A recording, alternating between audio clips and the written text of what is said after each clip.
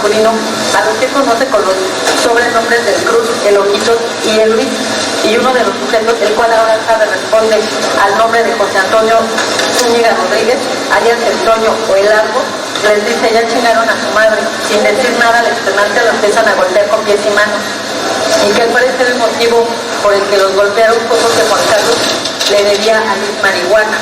Él dice varias ocasiones a su primo Juan Carlos 20 tarjetas de muerte y no le pagaron su dinero, deseando agregar que cuando conoció a Luis, este tenía una pistola chica, al parecer calibre 22, y que en el momento de los hechos únicamente se percató que el sujeto de nombre Luis iba sacando algo de su cintura de color negro, al parecer mucha arma.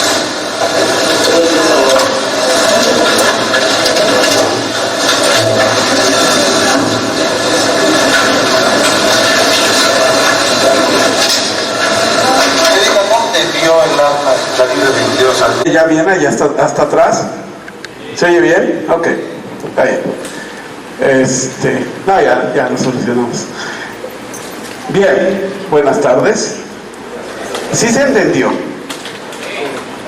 Clarito. Bien clarito. ¿Se los pongo? Dura 5 minutos. ¿Quiénes de ustedes vieron esta película? Presunto culpable. Bien. Díganme, ¿Toño es inocente o culpable? Inocente. ¿Por qué? No cometió delito. ¿Qué delito no cometió? Lo culpaban de homicidio. ¿Y por qué no es culpable de homicidio? Sí, pero ¿por qué? No la conclusión. Porque no es autor material ni intelectual. ¿Qué dicen los demás? ¿Inocente o culpable? Fíjense cómo hay una diferente argumentación, ¿eh? No es autor ni intelectual ni material. Es distinto decir, no hay pruebas. ¿Pruebas de qué? ¿De que él haya sido qué? Quien privó de la vida. Fíjense ustedes cómo este argumento complementaría y haría definitivamente una teoría del caso sobre una argumentación que en realidad es muy general. Aquí decir no es autor ni material ni intelectual es general, pero acá es más preciso.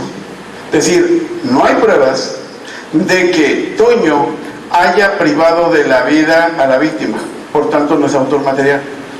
Entre eso hay una gran diferencia. Cuando yo en una defensa lo hago de manera general, en realidad no argumento con solidez, tiene que ser con precisión.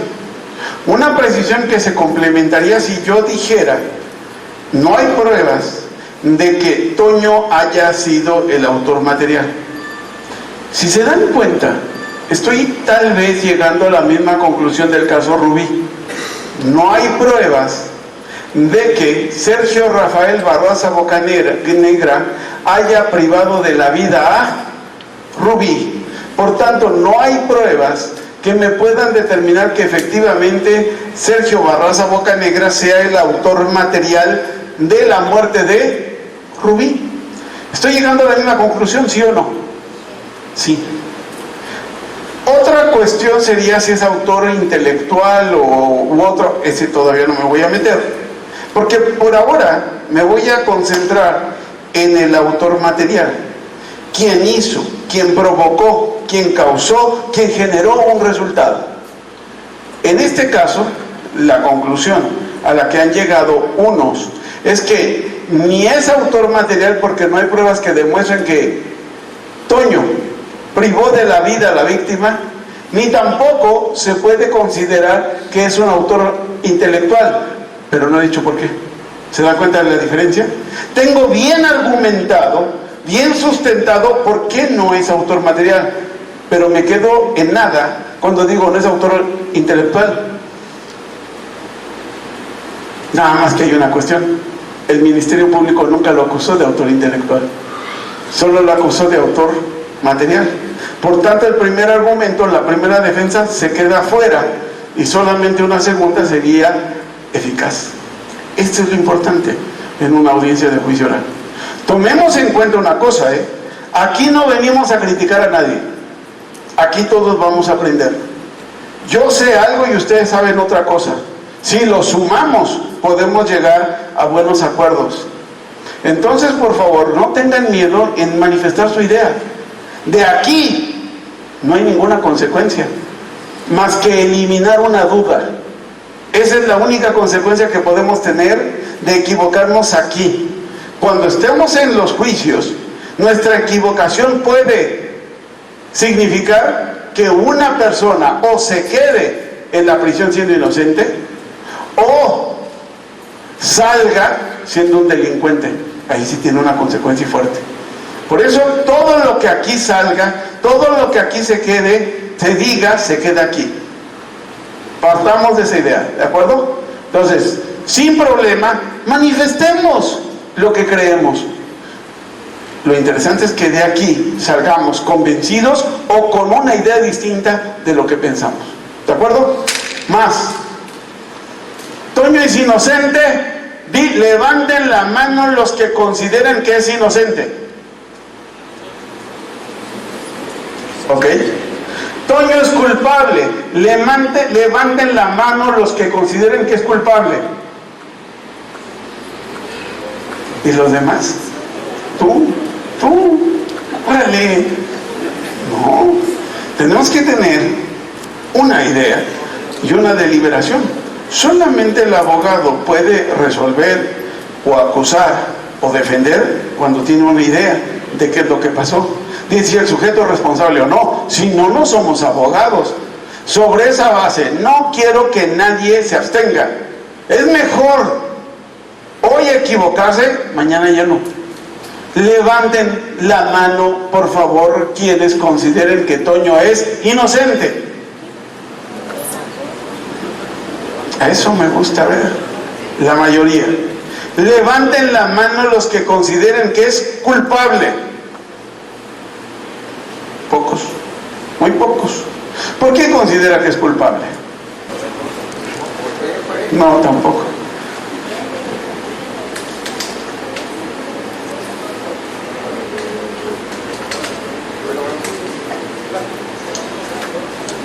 A ver, ¿suena o no? No.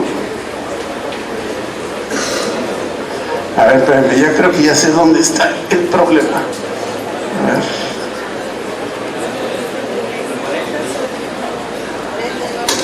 A ver. No. A ver, otra vez.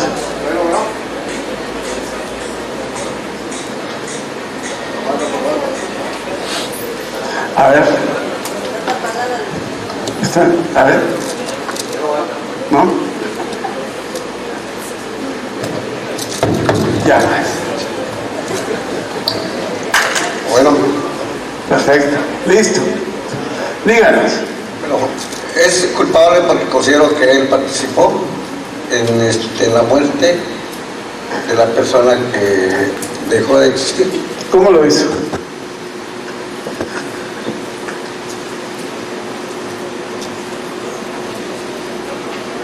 Fíjense qué interesante, ¿eh? En los juicios mixtos, como los que tenemos hasta ahora, el juez puede resolver conforme su leal saber y entender, pero no necesita argumentar ante el público por qué resolvió en ese sentido. Es decir, resuelve y puede, pero no debe necesariamente argumentar por qué resuelve en un sentido. Por lo cual podría decir, es partícipe. La pregunta es, ¿y por qué? Eso puede hacerse en un proceso penal mixto, pero no en un acusatorio. En un acusatorio, la sentencia no solamente tiene que tener la resolución, sino tiene que tener la motivación y la fundamentación. Es decir, el juez tiene que explicar, y no con lenguaje técnico, sino con lenguaje liso y llano, conforme al profano, dice la regla. Es decir, tiene que resolver argumentando como lo haría cualquier ciudadano. Dicen los doctrinarios, el ciudadano de a pie. es decir, el ciudadano común y corriente, tiene que decir cuáles son los motivos que le han llevado a resolver en un sentido y señalar los fundamentos en donde sustenta su resolución. Por lo cual puede decir, soy partícipe. Ajá, es partícipe, Toño. ¿Por qué? Bueno, porque a lo mejor puede haber puede haber un cúmulo de pruebas. Sí, ¿cuáles? Pero aquí ya estamos en la resolución. Usted es el juez. Bueno, hablamos ayer, la necropsia del homicidio, que es una prueba bastante para acreditar el fallecimiento de esa persona. Es esta. Hay una necropsia que dice que el sujeto murió por traumatismo craneoencefálico. Ya la tiene. ¿Qué más? Bueno, si es el arma de fuego. Sí, dice que hay un arma de fuego. Es un impacto en el cerebro derivado de una bala disparada por un arma de fuego. Ya la tiene. El testigo de identidad cadavérica. Sí, pero ¿para qué quiere un testigo si ya tiene la necropsia? O sea, ¿de qué le sirve el testigo? Ya tengo la más contundente, que es la necropsia.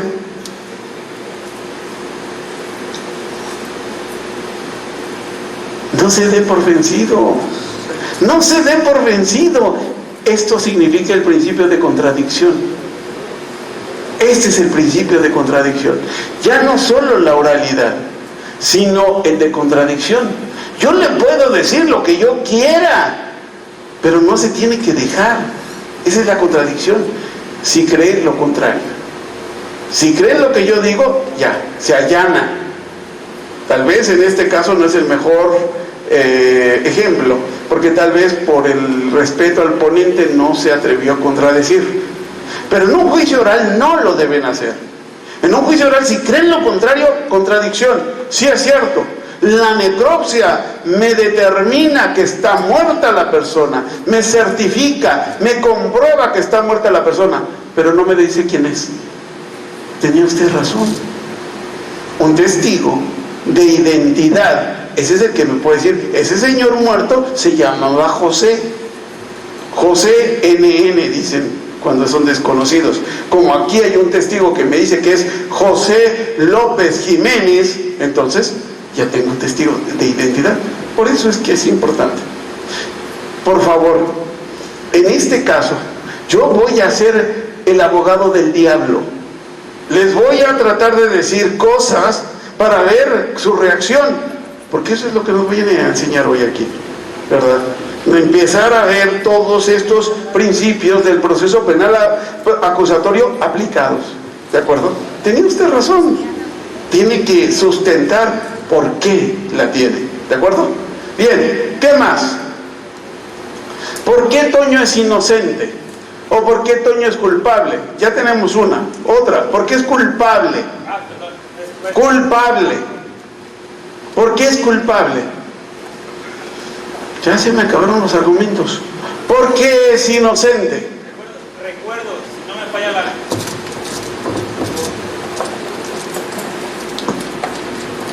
Recuerdo que vi la película hace como 5 años y si no me falla la memoria, le hicieron una prueba de parafina y al parecer la prueba de parafina resultó negativa en pólvora.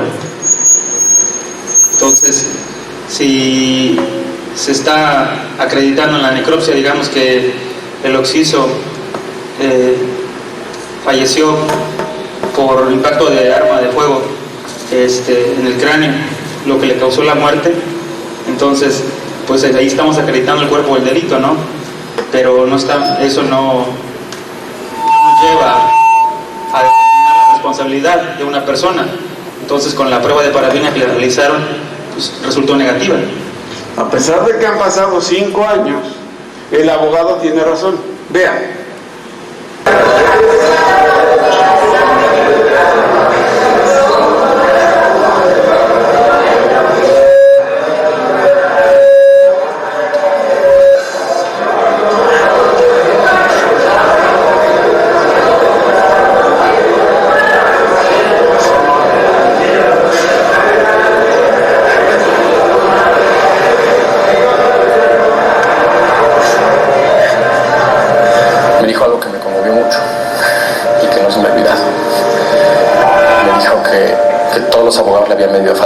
promesas, que éramos las primeras personas que le habían hablado con la verdad, y que si tenía que esperar, que iba a esperar, pero que por lo menos le prometiera que iban a ser menos que 20 años.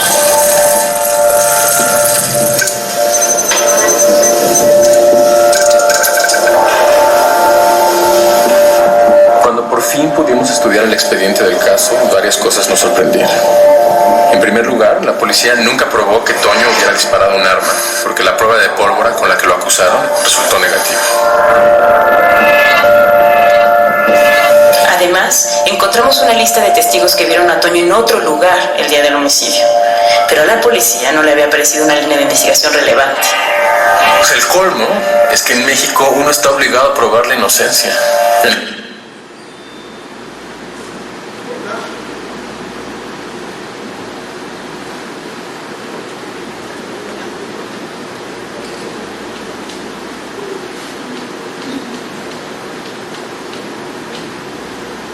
Que dicen que Toño estuvo en otro lugar a la hora que se cometió el delito de homicidio.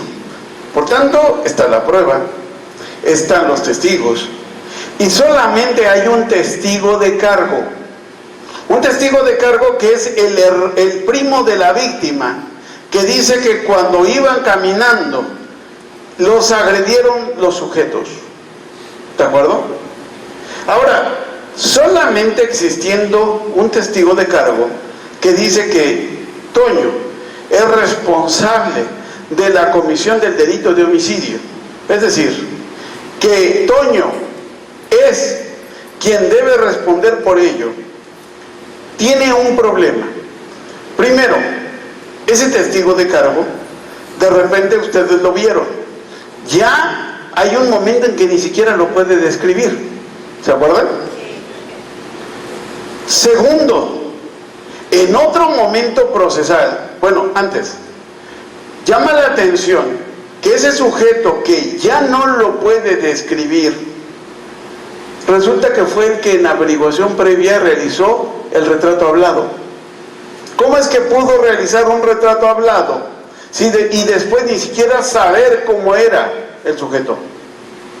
Pero más todavía, ¿qué sucede durante los careos? Escuchemos qué pasó en los careos.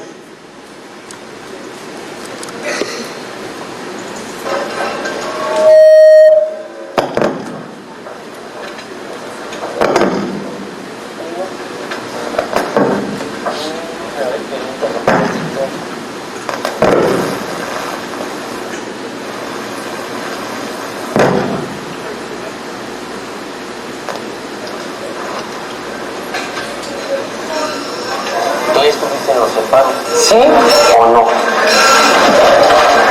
Sí.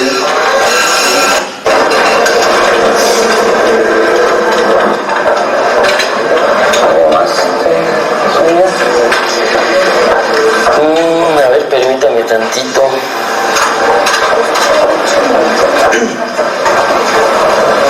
¿Algo más que usted quiere decirle?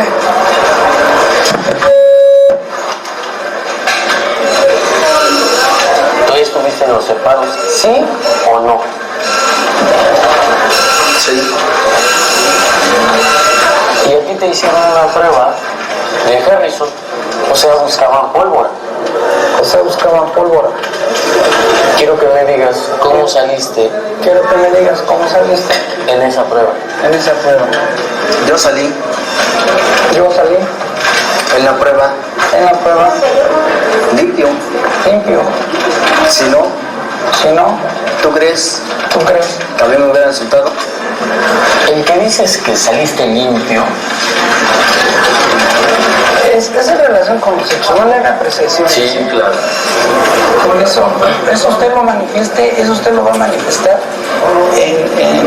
cuando termine de declarar, etcétera. Ahorita son contradicciones. Claro, yo creo que tiene que ver. Sí. Si me permite terminar. No, sí lo voy a interrumpir, no lo voy a interrumpir. Lo que quiero es que a las contradicciones. Sí, claro. Sí. Ajá. ¿Me permite terminar? Claro que sí. Ok. Yo te quiero preguntar si sabes. Yo te quiero preguntar si sabes Que a mí mí me hicieron la misma prueba. A mí me hicieron la misma prueba, Que salí negativo. que salí negativo, Y que eso significa y que eso significa que yo nunca disparé un arma.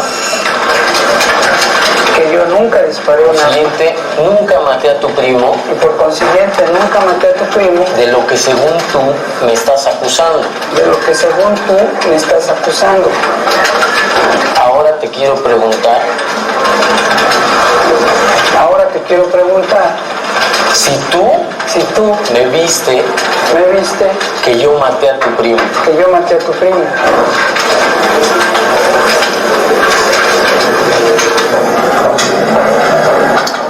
Yo no sabía. Yo no sabía Que te habían que te habían practicado la misma prueba que ahora tú dices. que ahora tú dices.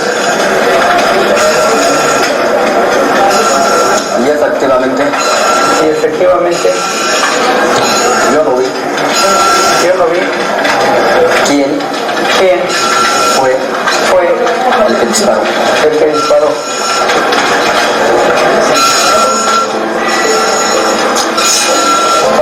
Sí, esto. Es todo.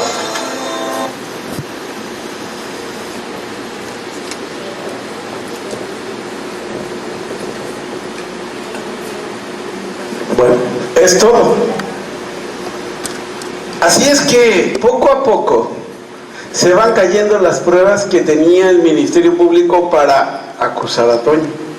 Uno, el testigo de los hechos no solamente al principio es contundente en la averiguación previa, al poder identificar con claridad y precisión al sujeto que había disparado. No solamente ya este testigo no puede en el proceso identificar a Toño, sino que incluso después de este careo dice: no, yo en realidad no vi quién disparó. Yo nunca te vi a ti que tú hayas sido quien privó de la vida a mi primo. ¿Sí o no? Sí. No solamente ya deja de ser un testigo fiable, creíble, sino que además es un testigo que se retrotrae de lo que dijo primeramente. Cuando un testigo hace eso, ¿en qué delito incurre? ¿Falsedad de declaración? ¿Ahí se hizo? No. No. ¿Por qué? Porque en la práctica no se hace. Difícilmente ejercitamos acción penal por un delito de falsedad de declaración. 1. 2. Sin el testigo, la única forma de determinar que Toño privó de la vida a la víctima es la prueba científica. Pero resulta que mi prueba científica me dice lo contrario. ¿Cuál es la prueba científica en este caso? La de rodisonato de sodio, que resultó negativa. Por tanto, si el testigo de cargo se retrae, la prueba científica me dice que no disparó, y hay varios testigos, muchos testigos, que me dice que estuvo en otro lugar en el momento de comisión del hecho, entonces esto me tiene que llevar solo a una conclusión indubitable, que es que Toño es inocente. ¿Dónde está que sea culpable? No. Pero entonces, si eso es así, llama poderosamente la atención la sentencia.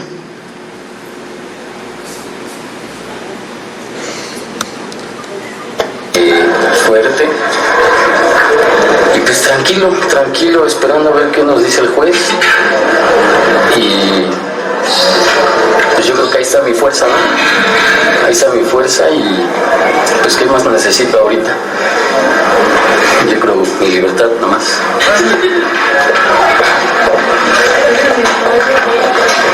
Con esta fecha, 25 de febrero del 2008, se le dicta su sentencia. Se resolvió lo siguiente: Primero, se encuentra acreditado el delito de homicidio calificado cometido con ventaja perpetrado en agravio de Juan Carlos Reyes Pacheco, así como se demostró la plena culpabilidad penal del justiciable José Antonio Zúñiga Rodríguez, alias El Toño o El Largo, en su perpetración, por lo que se le impone 20 años, 5 meses, 18 días de prisión, que deberá compurgar en las condiciones precisadas en el considerando quinto de la presente sentencia. Me voy a regalar, por favor, una firma. Le reitero, tiene 5 días para interponer el recurso de apelación para conformarse con la causa. Sabemos que eres inocente, No me hagas caso. Vamos a seguir contigo, Toño. Esto se llama injusticia. ¿Por qué las leyes no las hacen bien?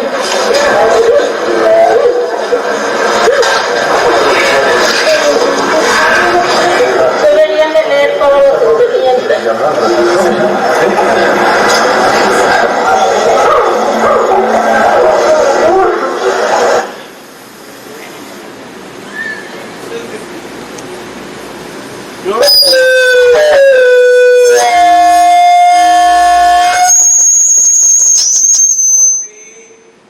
Corte. Ya tenemos un director del cine. ¿Por qué las leyes no las hacen como se deben? ¿Por qué no leen los expedientes? Oigan, ¿no queríamos lo contrario? ¿No queríamos que ya no se leyeran expedientes? ¿No queríamos que realmente el juez, atendiendo al principio de publicidad, diera a conocer su fallo frente a todos? ¿No queríamos el principio de oralidad, que no fueran más expedientes? ¿Por qué esto? ¿Por qué esto que en realidad, tal como el abogado y muchos de ustedes, yo recuerdo que estaba dando un curso de capacitación para el Poder Judicial del Estado de Durango y estaba hospedado en un hotel, el Fiesta Inn, en Durango, que tiene una plaza comercial en la cual hay cines, y en la matiné de aquel entonces estaba esta película. Dije, el curso es en la tarde, tengo tiempo en este momento, 10:30 de la mañana, me voy a ver la película. Me metí a la matiné a ver Presunto Culpable. Para las 12 del día salí, con lo sentimental que soy, bañado en lágrimas. Decía, no puede ser, qué injusticia. ¿Cómo? ¿Cómo, pobre Toño? ¿Es inocente o no? Sí. Mi corazón me decía que sí. Nada más que había una cuestión, que después de quitar el sentimiento vino la razón. Y entonces me puse a pensar, a ver, el final de la película no va por ahí. Veamos el final de la película.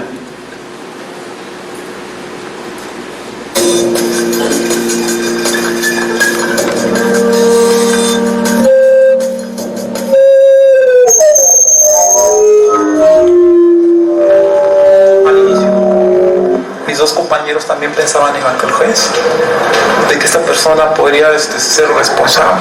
Cuando nosotros volvimos a analizar el expediente y planteé el proyecto, planteé la posibilidad de una duda razonada. Fueron discusiones muy ríspidas con uno de mis compañeros. Creo que discutimos este asunto 8 horas, que para él esta gente, el ahora sentenciado, era el autor del hecho, y argumentaba y señalaba en forma muy insistente de que la lógica le decía, son testigos a muy larga distancia de los hechos, son testigos aleccionados por la defensa, son testigos preparados, y para mí no merecen ningún valor probatorio. Vi en el video las declaraciones de los testigos, los observé con mucho cuidado, porque finalmente en una actitud puede uno descubrir muchas cosas. E insistí y después logré convencer de que había la posibilidad, y para mí estaba probado lo que era una duda razonada, de que probablemente esa gente hubiera sido, pero también probablemente no lo hubiera sido.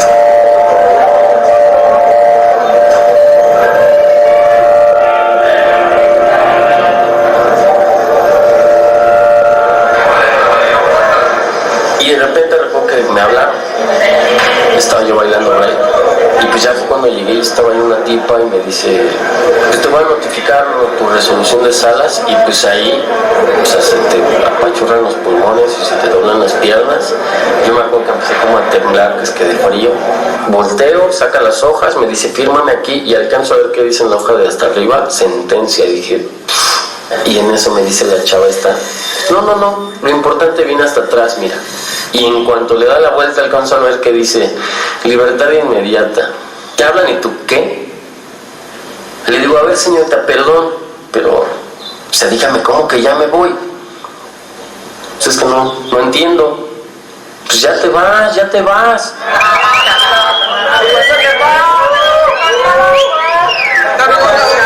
O sea, lo leen y te voltean a ver. Lo leen y te voltean a ver. Los leen y te voltean a ver. Se los arrebata alguien más, lo empiezan a leer y hacen lo mismo exactamente. Salgo caminando y yo lo empecé a ver todo como en cámara lenta. Y le empiezo a caminar por el pasillo y toda la gente, o sea, salió como de las celdas y estaban pegadas así en las orillas del pasillo. Y yo conforme venía pasando, o sea, todos me hacían así. Bien, entonces les ganaste, hermano, chido, güey, suerte y cuídate. Todos queriendo llorar con la lágrima así ya campaneando ahí en la pupila. Zúñiga Rodríguez. O sea, duele dejar a la gente con la que conviviste durante 2 años y medio. O sea, es como si una parte tuya fuera de ellos.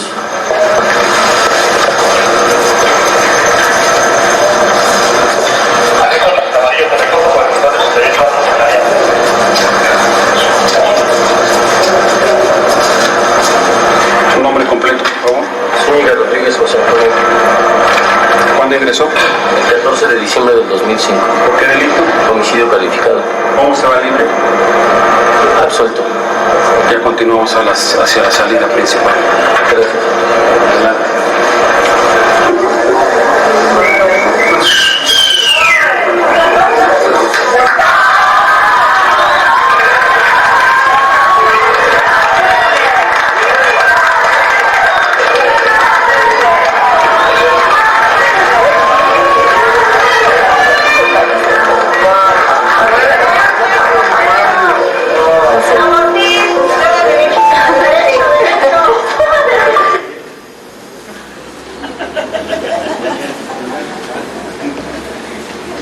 Finalmente se restauró la justicia. Final feliz, pero injusto. Estuvo varios años ahí. Qué bueno que llegaron los juicios orales.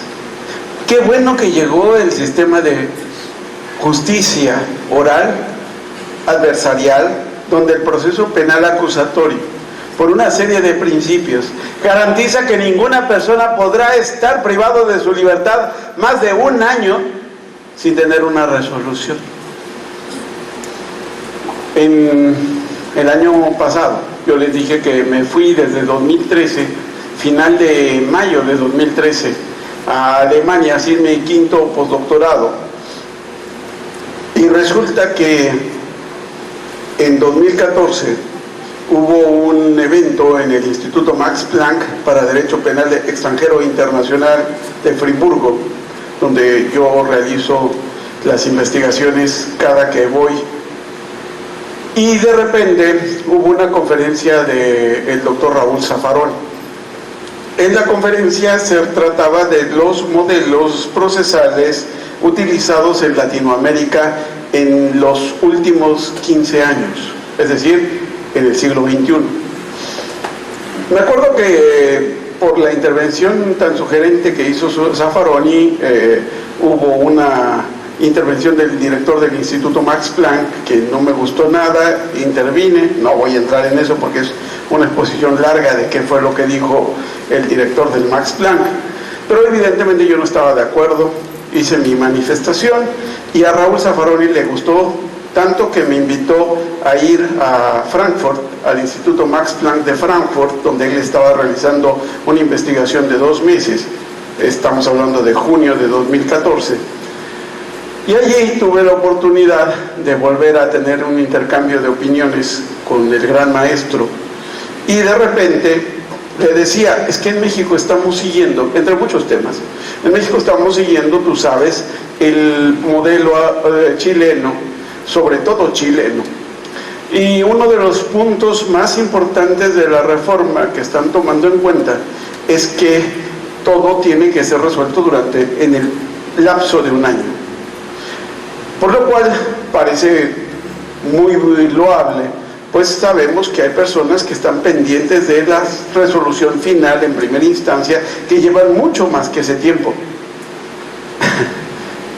Se rió y me dijo, pero claro, che, si es que en Chile está claro que no tienen más de un año, todos tienen una resolución, todos están condenados. Se está dejando para que en segunda instancia resuelvan realmente sobre el fondo. Una enseñanza más del maestro. Claro, si va a ser un año, pues en un año lo condeno y que sea en segunda instancia cuando resuelvan realmente el fondo. ¿Cuál es el problema? Siempre hay maneras de darle la vuelta, ¿no es cierto? Nada más les digo una cosa, Chile, ustedes véanlo, geográficamente no tiene la extensión de México. Una. Dos, no tiene el cúmulo de población de México. Es más, el Distrito Federal y el Estado de México tienen más población que Chile. Todo Chile. Y tres, Chile no tiene la problemática de criminalidad que tenemos en México. Entonces, ¿de qué estoy hablando? ¿Hacia dónde estoy yendo?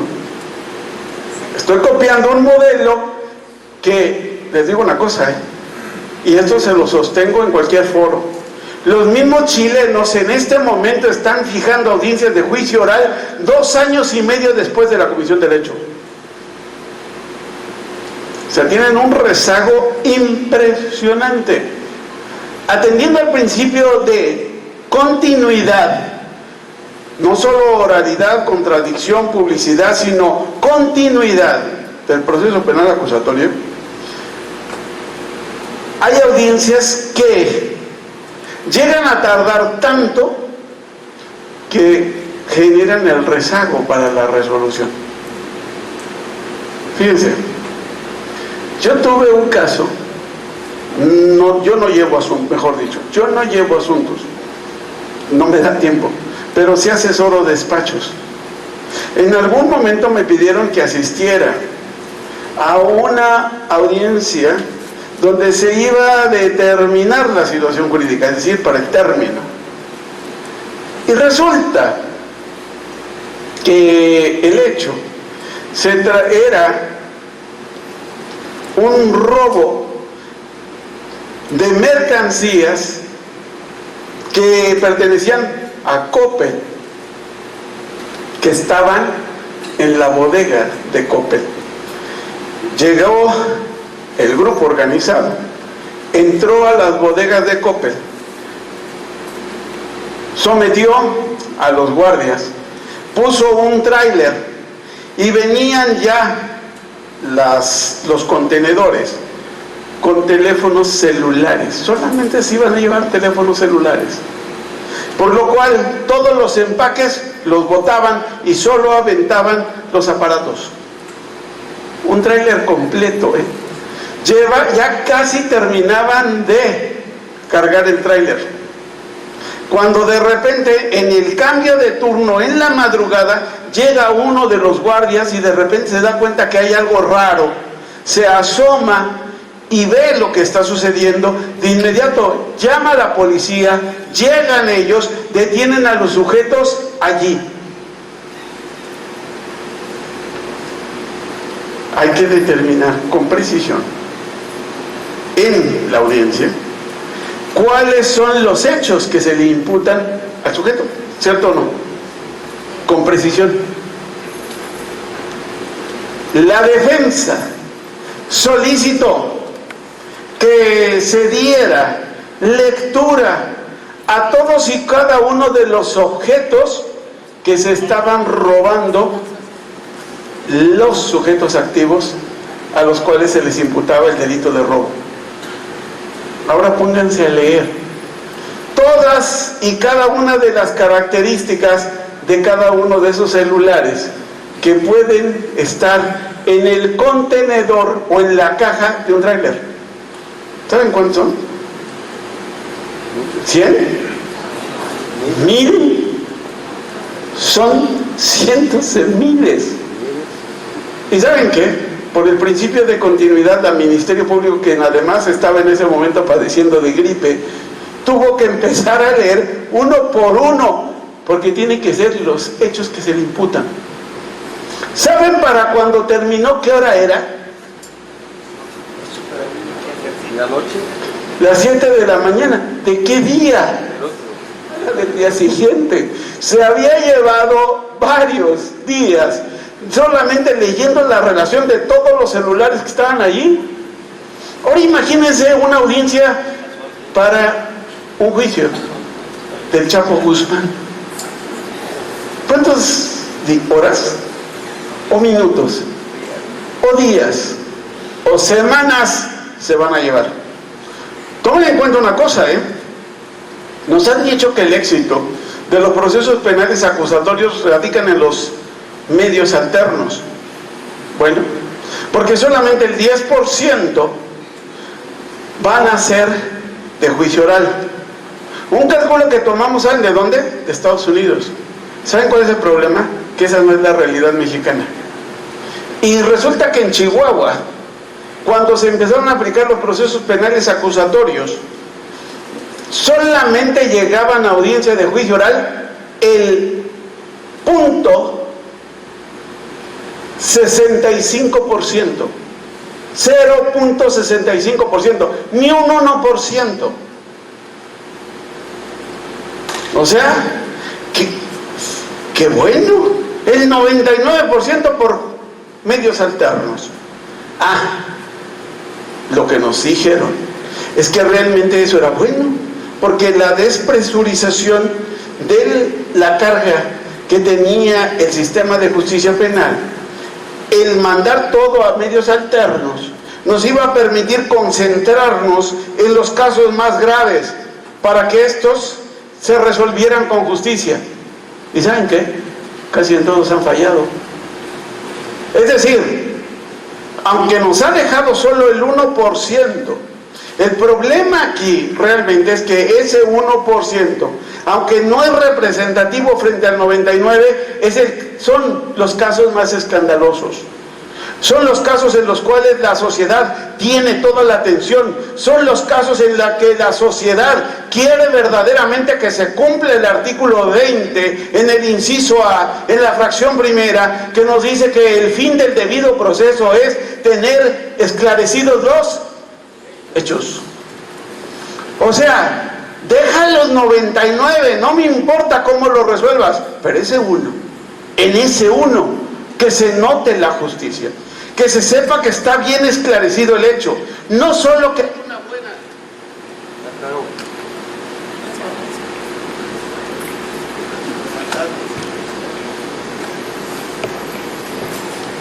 Cansa. Bueno, un aplauso para... Sí, ¿no?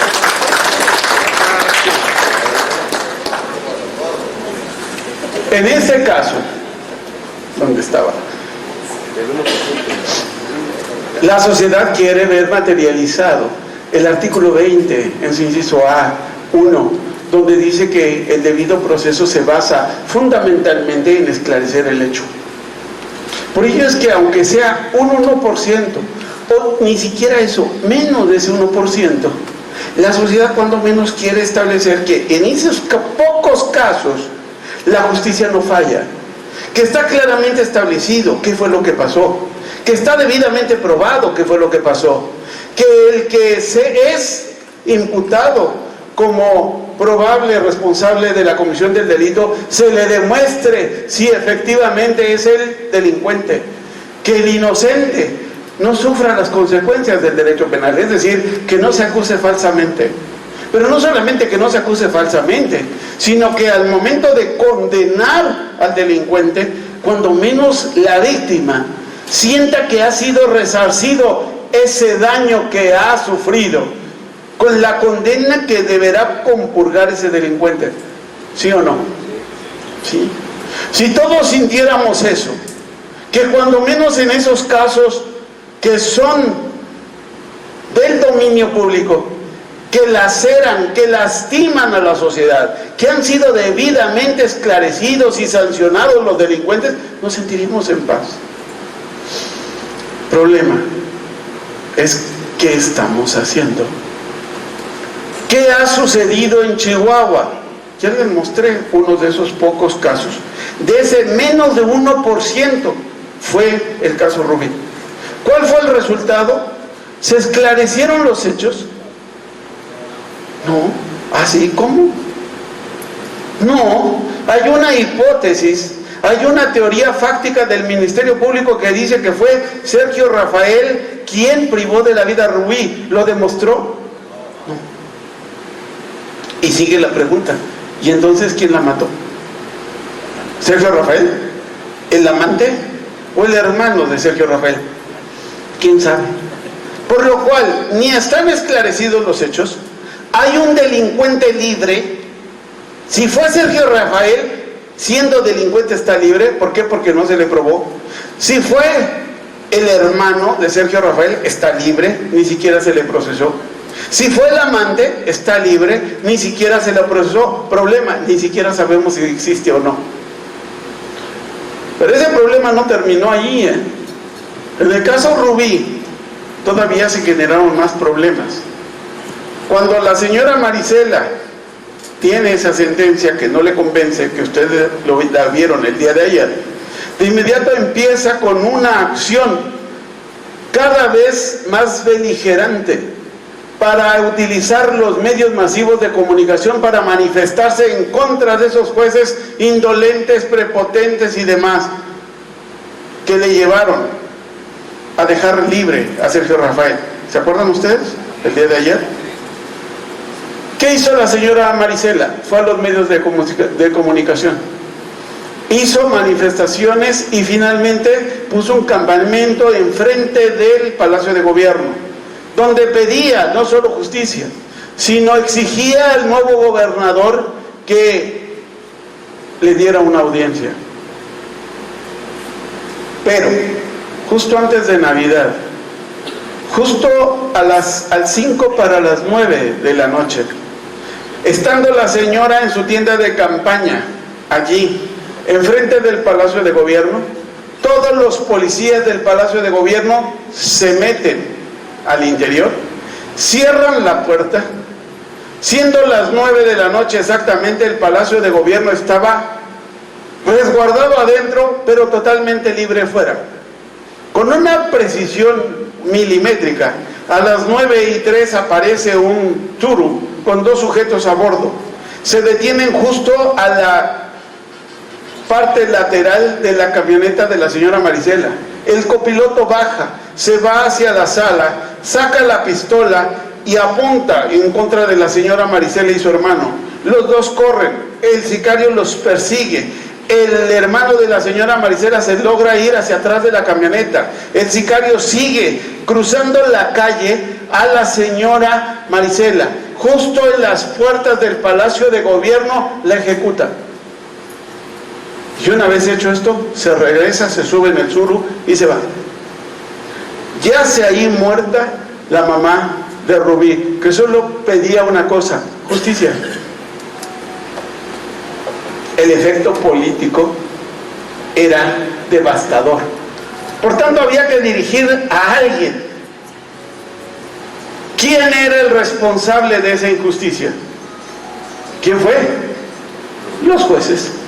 ¿Cuáles jueces? Los jueces que habían dejado libre a un delincuente. ¿Se acuerdan? Los jueces de primera instancia.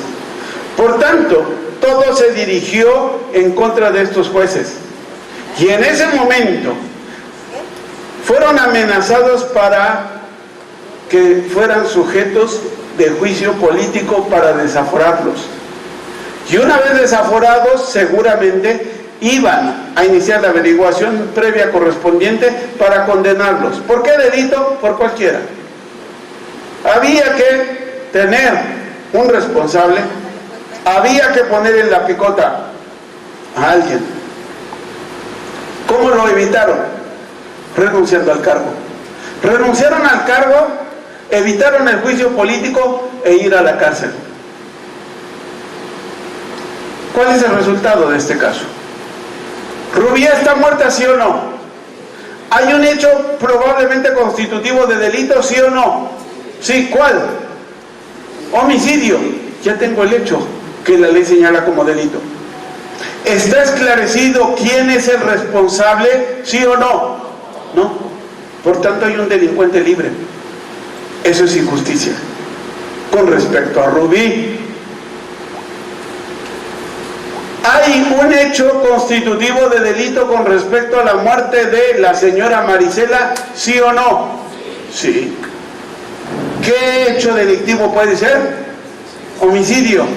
Está determinado, y calificado además, buena precisión. ¿Está determinado quién es el responsable de la comisión de ese homicidio calificado? No, ya tengo dos. Dos casos que no cumplen con lo establecido en el 20, inciso A, fracción primera. Los hechos no están esclarecidos, uno. Dos, el responsable de la comisión de el primer delito contra Rubí está libre, y el segundo delito de homicidio cometido en contra de su mamá está libre. Y hay una víctima. ¿Quién es? La hija de Rubí, nieta de la señora Marisela, que hoy está sin mamá y sin abuela que la proteja. A eso se refieren las víctimas. Dos sujetos pasivos, una víctima, dos delincuentes o más que están libres. Por eso el artículo 20 de la Constitución es extraordinario. ¿Son las únicas víctimas, sí o no? No, ¿quién más? Los jueces. ¿Cuáles? Los que sentenciaron en primera instancia. ¿Por qué? Porque ellos lo único que hicieron fue hacer valer no solo los principios del proceso penal acusatorio, sino la teoría del delito. La teoría del delito que me decía que para que yo pueda determinar que un sujeto causó un resultado, tenía que establecer el nexo causal que me llevara a establecer resultado, causas que me conectaran con la conducta del sujeto al cual estaba acusando.